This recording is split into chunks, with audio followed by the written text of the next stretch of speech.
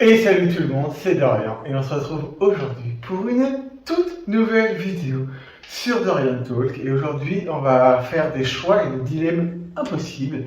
On va voir un peu ce que ça donne, ça va partir dans tous les sens comme d'habitude. Donc on va commencer maintenant, je vous invite à liker, vous abonner et commenter. Et on est parti. Alors, que ta grand-mère ait vu ta sextape ou que quelqu'un l'ait publié sur Facebook durant 5 minutes. Alors, ma grand-mère étant sur Facebook, dans tous les cas, elle va la voir. Donc, autant qu'il n'y ait que elle qui la voit. Je la salue d'ailleurs si elle passe par là. Donc, non, autant qu'il n'y ait que elle qui voit la sextape, quoi. Bon, voilà. Être vierge jusqu'à tes 40 ans et ensuite avoir une vie sexuelle incroyable, ou avoir une vie sexuelle médiocre toute ta vie. Bah, être vierge jusqu'à 40 ans et après avoir une vie sexuelle incroyable. Je connais des gens qui ont des vies sexuelles à 60, 70, 80 ans. Donc tu peux avoir 40 ans, voire 50 ans de vie sexuelle incroyable. Parce que se taper toute une vie entière de sexe nul, c'est non. Puis en plus, c'est être vierge jusqu'à ses 40 ans. Sauf que je pense que la première fois en moyenne, on va dire que c'est entre 15 et 20 ans. Donc en fait, t'as 20 ans mauvais et après c'est incroyable. Bah ouais, et puis de toute façon, de manière globale, quand t'es jeune, tu cales moins bien que quand t'es plus âgé parce que t'as l'expérience. Puis tu sais plus facilement ce que tu aimes, tout ça. Donc de toute façon, je pense qu'il vaut mieux avoir, c'est 40 ans, c'est ça, ouais. Il vaut mieux avoir une vie sexuelle incroyable après tes 40 ans et avoir rien fait avant que de vivre de 20 ans à 60, 70, 80 ans avec une vie sexuelle médiocre. Clairement. Voilà. Que tes parents te voient faire l'amour ou voir tes parents faire l'amour. J'ai déjà vu, alors j'étais gamin, mais j'ai déjà vu mes parents faire l'amour. Anecdote, c'était avant 2003, donc j'avais 4, 5, 6, j'avais 6 ans maximum, quoi. Et j'entends du bruit dans la chambre de mes parents. Du coup, moi je passe juste la tête par la porte pour voir ce qui se passe, quoi. Et là, ma mère me dit ferme la porte tout de suite. Du coup, j'ouvre la porte, je rentre dans la chambre et je referme la porte. Moi, j'avais refermé la porte. Et du coup, non, du coup, je me suis genre engueulé, on m'a dit de sortir et tout ça. Donc après, ils m'ont expliqué à part qu'il fallait pas rentrer dans la chambre de ses parents, machin, sans avoir frappé. Donc j'ai rien vu parce qu'ils étaient sous les couvertures, tout ça. Mais j'ai déjà chopé mes parents en train de ken. Voilà. Mais je me suis fait déjà choper par mon beau-père en train de me masturber. Non, je crois que je préférerais quand même que mes parents, de voir mes parents. Ouais, je me verrais pas infliger à ma daronne toute sa vie l'image de son fils en train de ken, quoi. Non. Moi, je pourrais vivre avec. Je suis pas sûr que l'inverse ce soit vrai. Alors, faire l'amour durant 1 minute ou durant 10 heures en continu? Ah, 10 heures, c'est trop. J'ai déjà pas assez de temps pour dormir, ce qui explique cette tête. Entre le boulot, YouTube, les lives YouTube, parce que je suis pas mal en live le soir sur YouTube. D'ailleurs, n'hésitez pas à me rejoindre. Normalement, vous avez une notification quand je suis en live. Si je fais l'amour pendant 10 heures, c'est-à-dire que tout le reste n'existe plus. 10 heures de sexe, 8 heures de sommeil, 19, 20, il te reste 6 heures. Je me barre, non. Donc pendant 1 minute. Si, imaginons que cette minute soit très bien qu'un peu courte, tant pis, prenons 1 minute. Ouais. Maintenir des relations avec ton chef sans que personne ne le sache, ou ne rien faire mais que tout le monde pense que vous couchez ensemble. Quitte, autant coucher avec son chef et que personne ne le sache. Tu prends ton plaisir, personne ne le sait, c'est pas plus mal. Un sexe au boulot, j'ai déjà fait. Je conseille pas forcément, mais voilà. Avoir beaucoup de plaisir, mais être incapable d'en donner, ou ne pas pouvoir ressentir de plaisir, mais être sûr que l'autre soit au 7e siècle. Au 7e siècle. Au 7e ciel. C'est-à-dire que donner du plaisir sans jamais en prendre, en fait, à la fin, tu ne fais plus cette activité-là, en fait. C'est-à-dire que Je vais pas faire du sexe si je prends zéro plaisir. Euh, donc, à la limite, très égoïstement, je préfère être au 7e ciel. Mon partenaire, lui, ce coup-ci, ne prendra pas son pied. Mais en fait, toi, il faut un partenaire nouveau à chaque fois qui sait pas, qui prendra pas du plaisir. Et je pense que tu peux tourner comme ça et avoir des relations sexuelles, du coup, très bonnes, régulièrement. Je pense qu'il vaut mieux ça. Jamais, jamais, jamais de plaisir sexuel, c'est compliqué. Par contre, je pense que ça induit le fait de ne jamais avoir de relation longue. Voilà. Ne pas pouvoir te masturber et avoir internet illimité, ou pouvoir te masturber quand tu veux en ayant très peu de mégas. C'est chelou comme question. Ne pas pouvoir- Ben, je préfère avoir très peu de mégas, tant pis, tu regardes des internets à la maison. Euh, mais j'aurais du mal à pas du tout me masturber. Là, je suis en petite moyenne en ce moment, et je suis en à 4-5 par jour, donc ouais, c'est une petite moyenne. Donc ouais, je pense que je préfère ça. Tu préfères que Cristiano Ronaldo te frappe de toutes ses forces dans les coronets ou qu'un cheval te... Alors, attendez, je vous le répète pour que vous soyez sûr. Tu préfères que Cristiano Ronaldo te frappe de toutes ses forces dans les coronets ou qu'un cheval te... Bah, je préfère que Cristiano Ronaldo me tire de toutes les forces dans les coronets, parce que tu finis par guérir de la douleur. Je suis pas sûr que te faire sodomiser par un cheval, déjà en termes de douleur, ça va être affreux, et psychologiquement, je ne suis pas sûr que tu te remettes de ça. Voilà, voilà. Arrêter de faire l'amour pendant 1 an ou arrêter de te masturber pendant 1 an. Pas arrêter de me masturber. Je pense que si tu fais l'amour, tu n'auras pas la frustration. Avoir la frustration pendant 1 an de ne pas avoir de contact avec le corps de l'autre, je pense que c'est compliqué. Je suis pas le mec le plus doué pour les relations humaines, mais c'est vrai que le contact physique, c'est quand même un peu intéressant. Voilà. Le faire à l'extérieur ou dans un lit. Dans un lit, entièrement, c'est confortable, tu peux faire plein de positions, debout, couché, à genoux, machin, tu peux faire toutes les positions que tu veux dans un lit, c'est quand même très pratique, alors que dehors, tu es quand même très limité, quoi, faisant l'amour dans un lit. À choisir. Coucher avec l'âme de ta mère dans... Oula. Coucher avec l'âme de ta mère dans le corps de ta copine. Ok. Ou avec l'âme de ta copine dans le corps de ta mère. Bah, vaut mieux coucher avec l'âme de sa copine dans le corps de sa mère. Si on part du principe que le corps n'est qu'une enveloppe et que la personne, c'est l'âme à l'intérieur. Je ne vais pas coucher avec l'âme de ma daronne. Alors que si le corps n'est qu'une enveloppe et que ça n'en détient pas les traits de la personne, en dehors de son physique, je pense que c'est moins...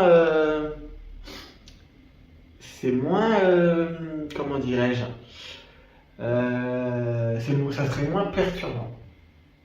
Voilà. Parce que du coup, si tu te couches avec son corps, ta mère, personne qu'elle est, ne le sera pas, n'aura pas de souvenir et ne sera pas impacté par ça. Donc, c'est comme si tu couchais avec le sosie de ta daronne, quoi. Ça serait chelou, je vous l'accorde. Ça serait chelou, mais je pense que c'est moins pire. Parce que du coup, après, tu peux venger avec elle en toute décontraction, parce qu'elle, étant donné que son âme ne le sait pas, elle n'a pas conscience de ce qui s'est passé, vos rapports resteront normaux. Ouais! Cette vidéo, c'est n'importe quoi. Alors, on va partir sur un truc un peu moins olé olé. Être 1 an à ton travail en gagnant 5 fois plus, ou être 1 an sans travail en gagnant la moitié. Bah, 1 an au travail en gagnant 5 fois plus. Bien sûr, quel que soit ton boulot, même si tu le détestes, multiplié par 5, le SMIC étant à 1003, pardon, tu le multiplies par 5, donc tu as 5000, 6000, tu as 6600 euros par mois. Ça vaut le coup de se sacrifier 1 an pour 6600 euros. Ouais, t'es à 70 patates, soit t'as même 75 000 patates à la fin de l'année. Bien sûr que ça vaut le coup de se sacrifier 1 an. Je l'ai fait par le passé pour beaucoup moins que ça. Bien sûr que ça vaut le coup de se sacrifier 1 an. Bien sûr. Puis ça passe relativement vite 1 an. Avoir 10 enfants ou aucun. Alors autant Dieu sait que le fait de ne pas avoir d'enfant et que ce soit à l'être actuel et dans le futur, soit quelque chose qui me pèse, avoir 10 enfants. Non, des fois ça m'arrive de tomber sur l'émission de TF1, vous savez, la famille nombreuse, machin et tout. Non, non, non, non, non, non. Je comprends pas qu'un adulte normalement constitué puisse faire autant de gosses. Jusqu'à 5 à la limite, c'est déjà beaucoup. Mais jusqu'à 5 à la limite, ça me choque pas. À la limite, 1, 2, 3, 4, 5. Ouais, ça fait 7 avec les parents. Ça rentre dans un véhicule lambda avec 2 strapontins à l'arrière. Je veux dire, c'est encore viable dans la vie de tous les jours d'avoir 5 gosses. Mais au-delà de 5 gosses, c'est être kamikaze. En termes de logistique, c'est non, non, non. Alors je te raconte pas quand t'as 10 gosses, quoi. Dans le truc là sur TF1, des fois ils en ont 11, 12, machin et tout. C'est une émission que ma maman regarde, donc du coup, des fois j'en entends parler et tout. Mais c'est trop, c'est beaucoup trop. Puis physiquement, tu dois être épuisé. Je vous avais déjà dit que j'avais 2 nièces, elles sont assez rapprochées en termes d'âge. Entre celles qui font pas l'heure, lui, les dents, les machins et tout, les premières années, c'est bouffant. En dehors de tout le bonheur que c'est d'avoir des enfants, attention. Hein. Mais avoir 10 gosses, ça veut dire que t'as. Si on considère que tu es plus tranquille à partir de 4-5 ans, parce que les enfants font leur nuit, machin et tout, entre le premier et le dernier, mais le nombre de temps sur lequel toi tu dors pas et tu vis pas, c'est non, non, avoir 10 gosses, c'est non. Non. Que personne ne soit là à ton mariage ou à tes funérailles. Bah, que personne ne soit là à mes funérailles, je m'en tape, je serais mort, alors que ton mariage, si vraiment. Alors là aussi, hypothèse hypothétique dans mon cas, parce que je me marierai certainement pas. N'avoir personne à ton mariage, c'est hyper triste. Soit tu connais vraiment personne en dehors de ton mari, et du coup vous invitez personne, ça part du fait que vous n'ayez pas de famille, des deux côtés, vous n'avez pas d'amis, personne dans votre travail respectif, tu vois, c'est quand même violent. Alors qu'au funérailles, tu t'en fous, tu es mort.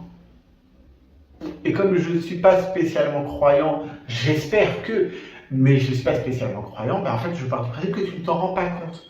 Et puis, imaginons qu'il y ait une vie ou qu'il n'y ait pas une vie après la mort, on est parti sur un truc très sérieux là. Je pars du principe que ce qui compte, c'est ce que tu fais et le fait et la course à être heureux au moment où tu es vivant. Je pense que avoir du monde à ton mariage, être entouré de gens qui t'aiment et que tu aimes, c'est plus important qu'il y ait des gens à ton enterrement. D'autant plus que ça arrive, hein, qu'il y ait des gens à ton enterrement que tu ne puisses pas blairer. Donc, vraiment, qu'il y ait des gens à ton mariage. Perdre 50 € ou la personne que vous détestez le plus gagne 1 million d'euros. C'est malin ça comme question.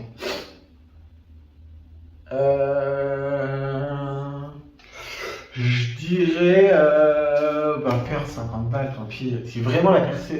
Là, j'ai pas l'idée de qui est la personne que je déteste le plus actuellement, mais j'ai pas envie que cette personne gagne 1 million d'euros. Tant pis, 50 balles, c'est rien, entre guillemets. Dixit le mec qui n'avait pas de travail il y a encore pas longtemps. Mais c'est rien comparé à gagner 1 million d'euros. Alors, gagner 50 000 € d'un coup, ou qu'on te donne 5 € par jour toute ta vie. Alors, attendez, calculatrice. 5 € par jour toute ta vie. Donc ça fait 5 fois. Alors c'est même pas comme ça qu'il faut faire le calcul, il faut faire 50 000 € divisé par 5. Ça fait 1, 2, 3. Ça fait 10 000 jours divisé par l'année. 365 jours. Il te faut 27 ans. Au bout de 27 ans, tes 5 € par jour seront rentabilisés. Bah, j'espère vivre encore 27 ans. Du coup, je prends les 5 balles par jour. Et là, il faut être malin. Tu prends tes 5 balles par jour, tu les stockes. Et voilà. Après, 50 000 € d'un coup, ça te permet justement, si tu as un crédit, d'en rembourser une partie. Si tu n'as pas de crédit mais que tu veux acheter, ça te fait un bel apport. Ça, je pense que ça dépend où tu en es dans ta vie actuelle. Moi, étant donné que j'ai la chance, alors j'ai travaillé pour des propriétaires, je prends 5 €. Je prends 5 € par jour toute ma vie, tu les mets dans une boîte, et dès que tu arrives à une grosse somme, là tu te fais plaisir avec ce qui te fait plaisir sur le moment, quoi. Ou un investissement autre. Voilà. Avoir l'apparence d'un enfant de 10 ans toute ta vie ou l'apparence d'un monsieur de 70 ans toute ta vie. L'apparence d'un monsieur de 70 ans, avoir l'apparence d'un gosse toute ta vie, c'est non. C'est non. Et puis, tu as des mecs de 70 ans qui sont encore très bien conservés. Si tu manges correctement, que tu dors correctement et que tu fais un peu de sport, tu peux arriver à 70 ans et être très bien conservé. Je dors mal, je fais mal du sport et je bouffe mal. Voilà. Je pense que si j'y arrive à 70 ans, je serai pas bien conservé, mais je pense que j'arriverai de toute façon pas à 70 ans. Problème réglé. Gagner 100 000 euros maintenant ou gagner 1 million d'euros dans 10 ans. Bah, 1 million d'euros dans 10 ans. Là aussi, la question elle se pose pas. 10 ans, ouais, j'aurai 37 piges. Je serai encore en train de payer mon crédit. Autant prendre 1 million plus tard. Bien sûr. Les gens, c'est des oufs. Les gens, c'est des oufs. Alors, attendez.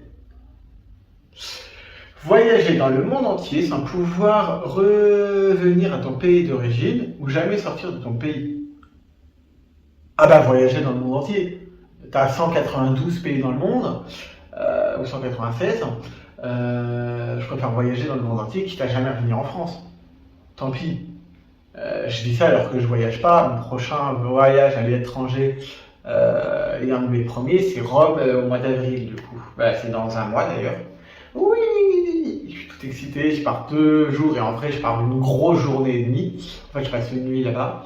Je vous ferai un super vlog, je ne sais pas encore comment ça va se débrouiller, mais en tout cas je vous ferai un super vlog. J'espère pouvoir acheter des trucs un peu typiques que je puisse ramener dans l'avion pour pouvoir faire des dégustations. Bref, j'ai trop hâte d'aller à Rome, il y a des milliers de trucs à visiter. Et si ça me plaît, je pourrais y retourner parce que c'est pas trop loin. Si tu t'y prends en avance, c'est pas trop cher. Avion, la plus hôtel, j'ai réservé en janvier pour avril, du coup. J'en ai eu pour 130 balles, donc c'est très raisonnable. Et après, après, il te reste sur place les trucs. Mais le voyage, j'en ai eu pour 130 balles. C'est quand même pas dégueu. Donc voilà. Je sais plus pourquoi. Ah oui, c'était voyager les pays. C'est éloigné, mais voilà, tout ça pour dire que sur la chaîne, il y aura bientôt au moins une vidéo sur mon voyage à Rome le mois prochain. Donc ça arrivera, si je voyage fin avril, ça arrivera soit fin avril, soit début mai, quoi. Voilà. Donc abonnez-vous, likez la vidéo et regardez plein de mes vidéos. J'ai besoin de 4000 heures de visionnage pour gagner du pognon avec cette chaîne YouTube un jour, potentiellement parce que c'est pas sûr. Donc n'hésitez pas à regarder mes vidéos longtemps. Voilà. Être pauvre aux côtés de l'amour de votre vie ou être multimillionnaire sans jamais connaître l'amour. J'en ai aucune idée. Ça dépend ce que tu appelles pauvre, mais disons, si t'es classe ouvrière, classe populaire, oui, il vaut mieux être pauvre et connaître l'amour, je pense. Ne plus jamais faire de bisous ou ne plus jamais prendre quelqu'un dans tes bras. Ah. Quand les enfants sont petits, c'est plus intéressant de les prendre dans leurs bras. Après, quoique, même un ado,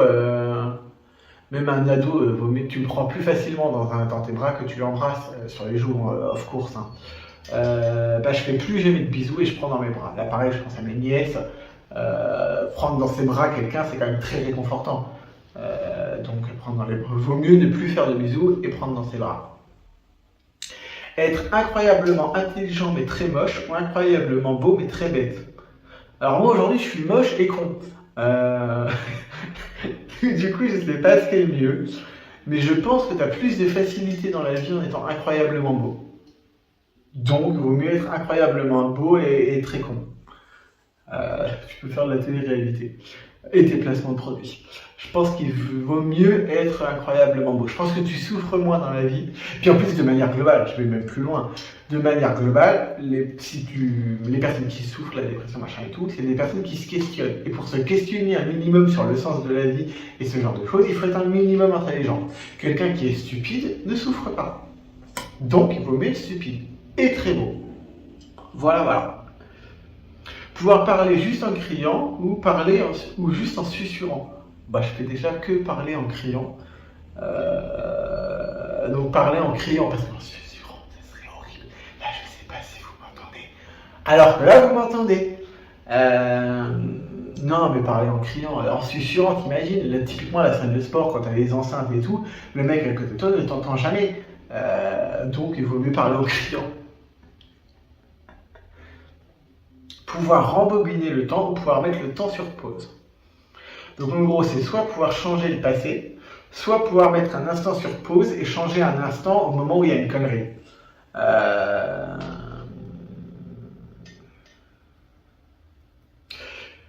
Je pense qu'il vaut mieux pouvoir retourner dans le passé. C'est-à-dire que là, typiquement, si tu as le recul sur ta vie, tu sais ce qui s'est passé à n'importe quel âge que tu as, tu sais ce qui s'est passé dans ta vie par le passé, et tu sais les erreurs que tu as commises dans le passé qui t'ont mené à une situation X actuelle. Bah, tu retournes dans le passé, tu changes ce qui doit être changé, et tu reviens, et comme ça, tu as une vie meilleure. Tu vois ce que je veux dire? Imaginons pour quelqu'un qui est décédé, ça te laisse le temps d'aller le sauver. Ou, au contraire, pour quelqu'un qui va faire un truc horrible, ça te laisse le temps d'aller le tuer. Il faut mieux pouvoir retourner dans le passé, je pense. Parce que retourner dans le passé, ça te fait obligatoirement changer l'avenir, de toute façon. C'est la base de tous les films et séries sur les voyages dans le temps. Si tu modifies quelque chose quand tu reviens dans le passé, ça aura forcément un impact sur le futur. Voilà. Voyager gratuitement ou avoir toujours une chambre gratuite dans n'importe... Hein? Voyager gratuitement, ah oui, donc le trajet est gratuit, ou avoir une chambre gratuite dans n'importe quel hôtel. En gros, si tu préfères ne pas payer l'hôtel ou tu préfères ne pas payer l'avion. Alors en vrai, je voyage pas assez, mais je sais par exemple que quand vous partez à la Réunion, le billet d'avion c'est 1000 balles. Jamais vous trouvez forcément des billets d'avion moins chers que les 1000 balles, des hôtels moins chers que les 1000 balles de l'avion. Quand vous partez très loin, l'avion étant tellement cher que je pense qu'il vaut mieux ne pas payer l'avion. Et l'argent économisé dans l'avion, tu peux le mettre dans un super hôtel. Donc, je pense que tu économises plus en ne payant pas le transport. Ne plus jamais faire la queue ou ne plus jamais être dans les embouteillages. Je n'ai pas le permis, ne plus jamais faire la queue, puis en plus, je suis pas patient. Du coup, ne plus jamais faire la queue. Pouvoir voler ou pouvoir lire dans les pensées. Eh ben, pouvoir voler, ça rejoint le truc d'avant. Pouvoir voler, tu peux te déplacer n'importe où, n'importe comment, n'importe quand. Alors que pouvoir lire dans les pensées des gens, imagine, normalement la personne dont tu es censé être le plus prochement, c'est ta daronne. Imagine, tu lis dans les pensées, et tu te rends compte que ta daronne, elle ne peut pas te blairer. Je suis pas sûr qu'après tu le vives bien. Alors que savoir voler, ça n'a pas d'impact, ça a que des points positifs parce que tu te déplaces beaucoup plus vite. Là, en l'occurrence, pendant que je tourne, je montre là parce que j'ai ma fenêtre, il pleut sa mètre. Si tu es capable de voler, ton trajet est quand même beaucoup plus rapide. Donc, il faut mieux savoir voler. Avoir plus de temps ou avoir plus d'argent? Avoir plus d'argent, je dirais. Même si je pense que c'est certainement pas le bon choix en vrai, mais je crois que je choisirais quand même d'avoir plus d'argent. Et on va terminer sur la dernière, qui n'a absolument rien à voir. Être très doué dans quelque chose que tu détestes ou être très mauvais dans quelque chose que tu aimes. Bah, être très doué dans quelque chose que tu détestes. Je pars du principe que si tu es très mauvais dans quelque chose que tu aimes, si c'est quelque chose que tu aimes, tu vas le retenter. Et donc, forcément, à un moment, tu deviendras meilleur. Petit exemple, j'adore jouer à Fortnite. Quand j'ai commencé, j'étais nul à chier. Aujourd'hui, je suis juste nul. Il y a un progrès. Aujourd'hui, j'arrive à faire des kills, pas seulement que sur des bots et tout ça. Donc, je suis toujours mauvais, mais j'arrive à m'améliorer. Alors que si en plus de ça, tu es très bon dans un truc que tu n'aimes pas, et ben ça fait quand même une compétence de plus. Je pense que c'est mieux. Voilà. J'ai failli péter le décor encore. J'espère que cette vidéo vous a plu. N'hésitez pas dans les commentaires à me mettre vos meilleurs dilemmes. Puis comme ça on y répondra sur une prochaine vidéo. Je vous invite à liker, vous abonner, à regarder d'autres vidéos of course. Et je vous fais des bisous. A très bientôt sur la chaîne, sur les shorts. Je suis pas mal en live en ce moment. Donc voilà, je vous fais des bisous et je vous dis à bientôt. Ciao. Stop using your world as weapon. Diamonds and dancer, that's what I want. I was the girl. Na na na. Ah, je connais toujours pas les paroles. Enfin, je connais toujours pas l'anglais. On est pas mal. Diamonds and dancer, that's what I want. I wanna say now. Je connais pas les paroles.